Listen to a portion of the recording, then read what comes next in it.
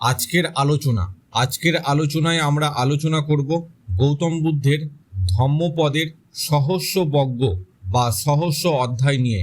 প্রকৃত জ্ঞান ও তার মূল্য, এটাকে নিয়ে আধ্যাত্মিক ও দার্শনিক বিশ্লেষণ করব বর্তমান জীবনের উদাহরণ সহ। সহস্র বজ্ঞ বা সহস্র অধ্যায়, প্রকৃত জ্ঞান ও তার মূল্য।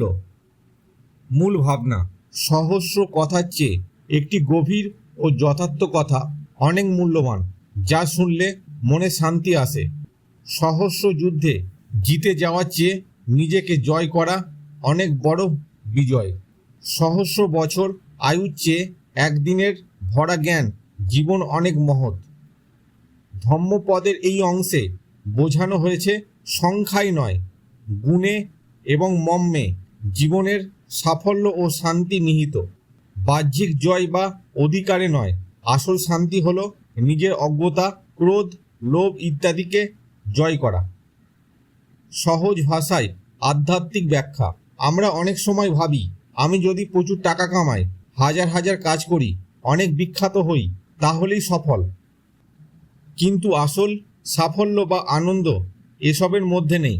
ধম্মপদ বলছে, যদি তুমি হাজারটা কথা বলো কিন্তু একটাও মনকে শান্তি না দেয়, তার থেকে একটা সত্যিকারের ভালো কথা অনেক দামি।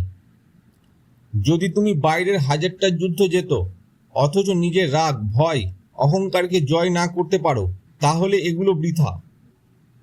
যদি তুমি শতবর্ষ বেঁচে থাকো কেবল ভোগবিলাসে, তার থেকে একদিন বেঁচে থেকেও প্রকৃত জ্ঞান লাভ করলে সেটাই মহান জীবন।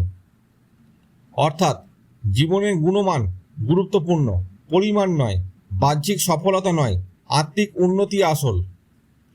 বর্তমান জীবনের উদাহরণ: ধরা যাক একজন ব্যক্তি সারা জীবন প্রচুর টাকা উপার্জন করলেন, নাম করলেন, কিন্তু সবসময় দুশ্চিন্তায় ভুগছেন, কাউকে ভালোবাসতে পারছেন না, নিজের ভেতরের ভয় কাটাতে পারছেন না। অন্যদিকে একজন সাধারণ শিক্ষক, যিনি গরিব হলেও ছাত্রদের প্রকৃত শিক্ষা দিলেন, শান্ত মনে জীবন কাটালেন, এই দ্বিতীয় ব্যক্তির জীবন প্রকৃতপক্ষে বেশি সার্থক, কারণ তিনি নিজের ভেতরে শান্তি ও জ্ঞান অর্জন করেছেন। অনেকে আজকের দিনে সোশ্যাল মিডিয়াতে হাজার হাজার ফলোয়ার পেতে চায়, কিন্তু যদি সেই ফলোয়াররা শুধু বাহ্যিক প্রশংসা দেয়, তার নিজের জীবনেই যদি অস্থিরতা থাকে, তাহলে সেই খ্যাতির আসল কোনো মানে নেই। বরং যদি কোনো একজন ব্যক্তি নীরবে নিজের ভেতরে উন্নতি করে, নিজের ভয়, লোভ ও রাগকে জয় করে, সেই প্রকৃত বিজয়ী। সংক্ষেপে, সহস্র জিনিস জেতার চাইতে একটি সৎ জ্ঞানভিত্তিক জীবন, সেটাই ধম্মপদের মতে আসল সাফল্য। নিজেকে জয় করাই বড় জয়। সহস্র বজ্ঞ, সহস্র অধ্যায়, দার্শনিক দিক থেকে ব্যাখ্যা। মূল ভাবনা: সহস্র মানে হাজার, পরিমাণ কিছু থাকলেও তার আসল মূল্য হয় না। একটি গভীর সত্য বা একটি জ্ঞানময় চিন্তা হাজার অপ্রয়োজনীয় কথার চেয়ে অনেক বেশি মূল্যবান।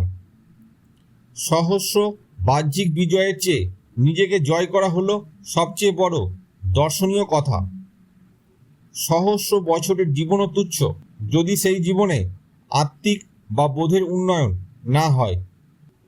সহজ ভাষায় দার্শনিক ব্যাখ্যা: দর্শনের দৃষ্টিতে এই অধ্যায় আমাদের মনে করিয়ে দেয়, পরিমাণ নয়, গুণমানই জীবনের মূল অর্থ। হাজার হাজার কথা বলা, বহু কাজ করা, অনেক বছর বেঁচে থাকা, এগুলো বাহ্যিক অর্জন মাত্র। আসল দর্শন হলো সত্যিকারের উপলব্ধি বা বোধের গভীরতা। যদি জীবনে কোনো একটি মুহূর্তেও তুমি সত্য উপলব্ধি করতে পারো, তাহলে সেটাই সার্থকতা। নিজের ভেতরকার অজ্ঞতা, কামনা, অহংকার ইত্যাদিকে জয় করাই হচ্ছে মানব জীবনের সবচেয়ে বড় দার্শনিক বিজয়। সহস্র জিনিস, সহস্র বাহ্যিক বিজয়, এগুলো সাময়িক, কিন্তু নিজেকে জয় করলে তুমি প্রকৃতপক্ষে চিরস্থায়ী সুখ ও শান্তির পথ খুঁজে পাবে। বর্তমান জীবনের উদাহরণ: ধরা যাক কেউ 1000 বই পড়েছে, প্রচুর তথ্য জানে, কিন্তু নিজের জীবন ঠিক করতে পারেনি, মানে রাগ, লোভ, হতাশায় ভুগছে। অন্যদিকে আরেকজন হয়তো মাত্র একটি বই মন দিয়ে পড়েছে এবং সেই শিক্ষা মেনে চলেছে, ফলে সে শান্তিপূর্ণ জীবনযাপন করছে। দার্শনিকভাবে দ্বিতীয় ব্যক্তি প্রকৃত শিক্ষিত ও সফল। আজকের দিনে অনেকে মনে করে আমি যদি বহু ডিগ্রি নিয়ে প্রচুর সার্টিফিকেট জোগাড় করি তাহলে জ্ঞানী হব, কিন্তু বাস্তবে দেখা যায় প্রকৃত জ্ঞানী সেই ব্যক্তি যে অল্প বিদ্যা থাকলেও নিজের মনকে শান্ত রেখেছে, অন্যের মঙ্গল চিন্তা করে। হাজার সার্টিফিকেটের চেয়ে একটি সৎ হৃদয় ও গভীর উপলব্ধি বেশি মূল্যবান। অনেকে কর্মক্ষেত্রে সহস্র জয় চায়, বেশি টাকা, বেশি পদ, বেশি খ্যাতি, কিন্তু দিন শেষে যদি তারা আত্মবিশ্বাসহীন থাকে, মানসিক শান্তি না পায়, তাহলে সেই সমস্ত অর্জন অর্থহীন হয়ে যায়। প্রকৃত জীবন বিজয় হল নিজের মনোবৃত্তিকে সংযত করা ও নিজের সত্যরূপ চিনতে পারা। ধম্মপদের সহস্রবজ্ঞ আমাদের শেখায় জীবন হলো গুণের, উপলব্ধির ও আত্মজয়ের যাত্রা। সংখ্যার আধিক্য নয়, গভীরতার সত্যতা জীবনকে মহিমাময় করে। আজকের আলোচনা এখানেই শেষ হলো।